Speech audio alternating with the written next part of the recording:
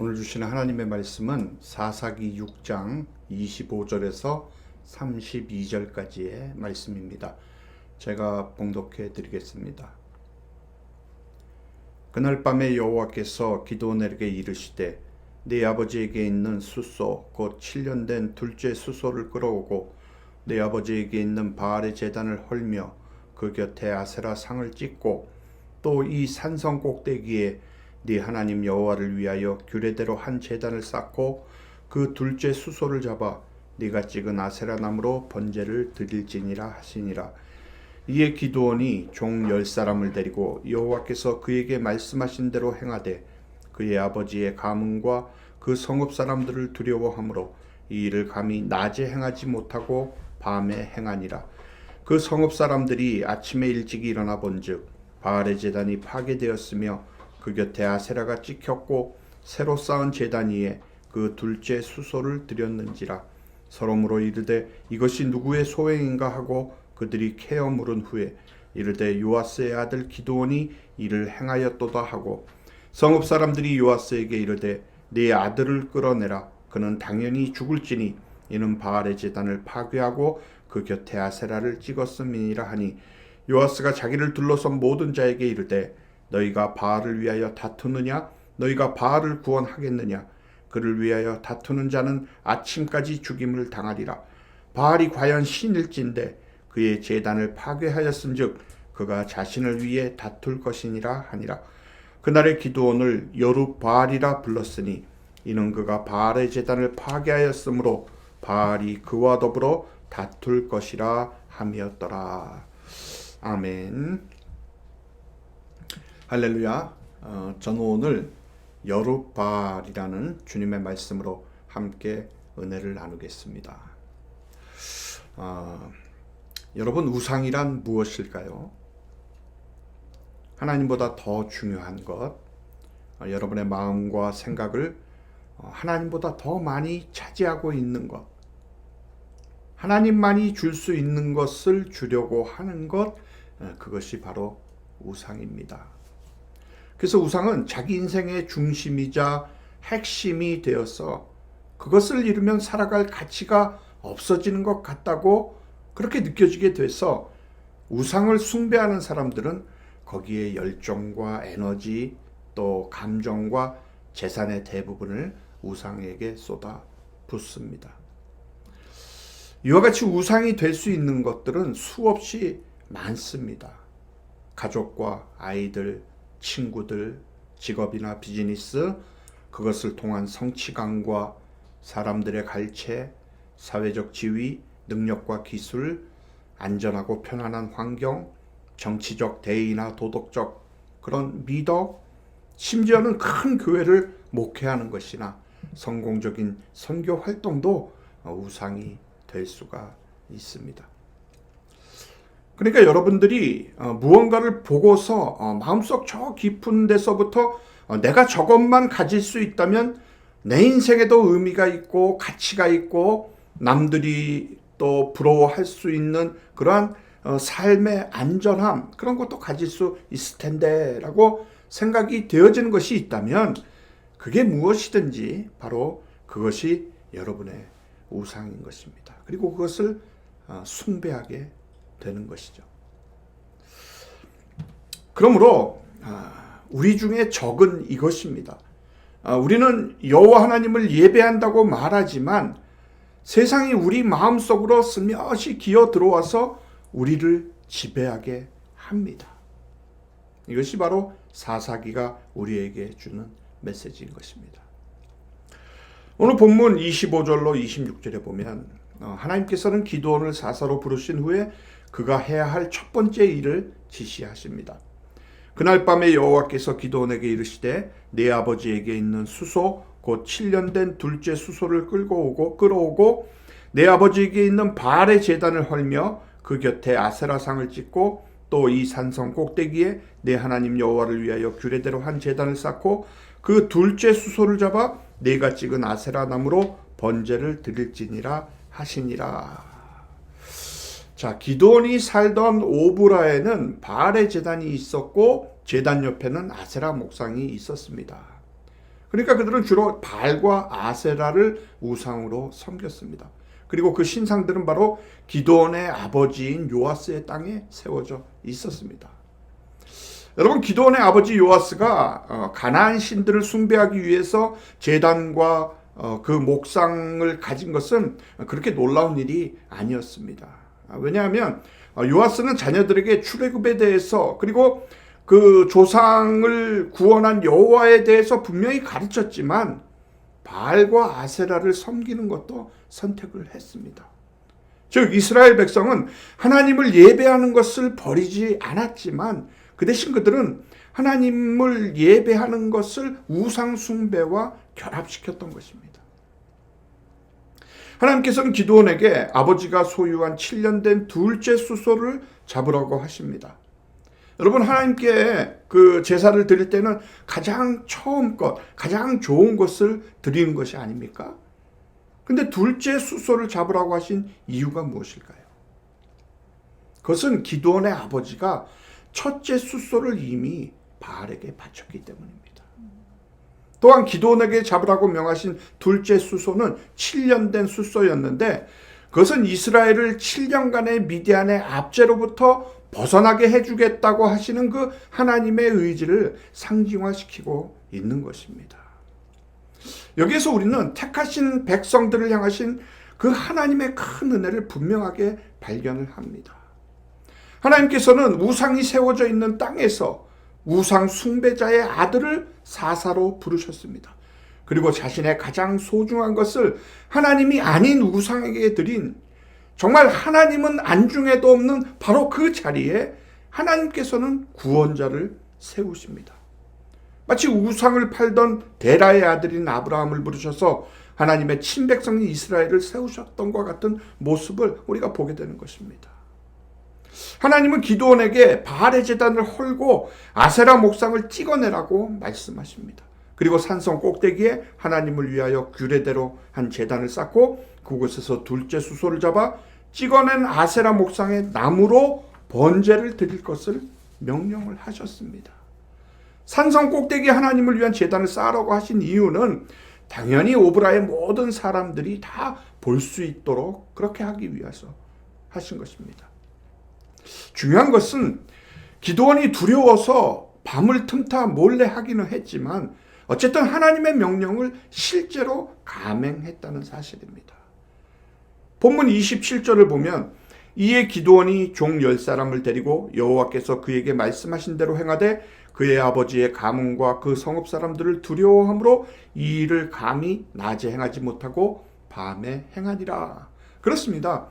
기드온은 자기가 한 일이 어떤 파장을 일으키는 것을 알기 때문에 두려워 떨면서도 감히 행동으로 옮긴 것입니다. 바로 이 지점에서부터 기드온은 그의 마음뿐만이 아니라 온몸이 하나님께 붙들리기 시작한 것입니다.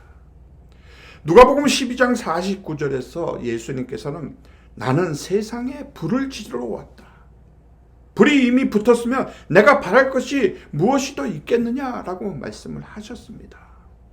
여러분, 불은 성경에서 여러 가지 의미로 사용이 되는데 불의 속성을 생각해 보면 불은 사물을 태웁니다. 그렇죠? 그래서 성경의 불은 정화 또는 심판과 파괴의 의미가 있습니다. 악한 것을 태우는 것입니다. 예수님은 좋은 열매를 맺지 않는 나무를 태우겠다고 하셨습니다. 알곡은 남기고 쭉정이를 태우겠다고 하신 것입니다. 또 누가복음 17장 29절로 30절에 보면 예수님은 롯이 소돔에서 나가던 날에 하늘로부터 불과 유황이 비오듯 하여 그들을 멸망시켰느니라. 인자가 나타나는 날에로 이러하리라 라고 소돔을 태우듯이 심판의 불이 내려올 것이라고도 말씀을 하셨습니다. 즉 불은 우상을 심판하고 파괴하는 불이 되는 것입니다. 자, 그런데 불은 태울 뿐만이 아니라 환히 밝히기도 합니다. 그래서 성경의 불은 하나님의 현존을 나타내기도 합니다. 또 예수님은 성령과 불로 세례를 베푸실 분으로 묘사를 합니다.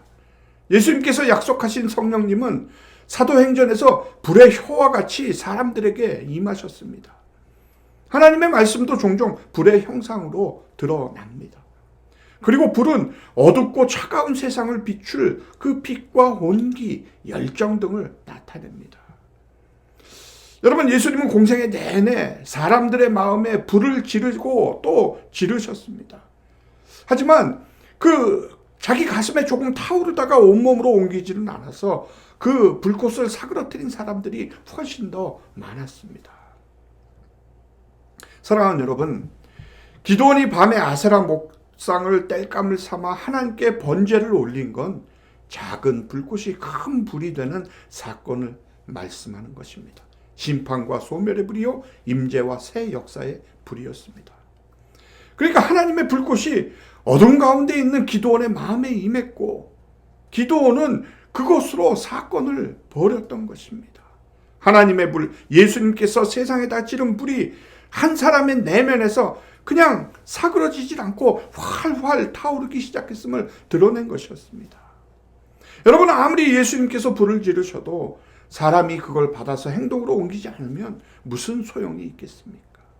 예수님의 불, 즉 우리를 초대하는 말씀, 그 말씀의 부르심을 받고 그 불씨를 마음에 품고 그냥 머물러 있기만 한 것이 아니라 소중히 들고 일어섰을 때 우리는 기드온처럼 몰래 타작하는 소심한 사람에서 두렵지만 밤에 틈을 타서라도 바알 신당을 허물고 아세라 목상을 태워서 하나님께 번제를 올려드리는 그 용감한 믿음의 사람으로 변모할 수가 있다라는 것입니다.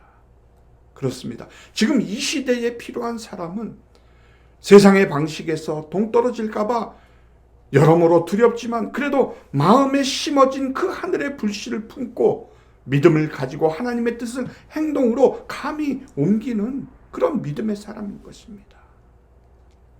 우리 모두가 다 이 기드온과 같이 하나님의 그 불을 받아 참으로 이 세상에 속한 모든 우상들을 태워버릴 수 있는 그런 믿음의 사람들이 되시기를 주님의 이름으로 축복합니다. 자, 아침이 되다 성읍 사람들은 바알 제단이 헐리고 아세라 상이 찍혀 있고 새로운 제단에 번제불이 활활 타오르고 있는 것을 봅니다. 본문 28절로 29절입니다.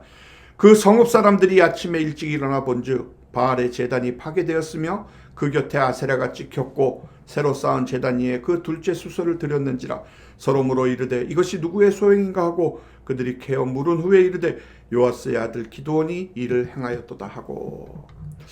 자, 우상에게 자기 욕망을 포장해서 위선된 삶을 살고 있었던 마을 사람들은 분노를 했습니다. 그들은 이 사태의 행위자를 캐어 물어서 기드온의 짓이라는 것을 알게 됩니다. 그래서 요아스에게 아들을 내놓으라고, 그는 죽어야 마땅하다라고 그렇게 달려듭니다. 근데 본문 31절에 보면 요아스가 이렇게 말을 합니다.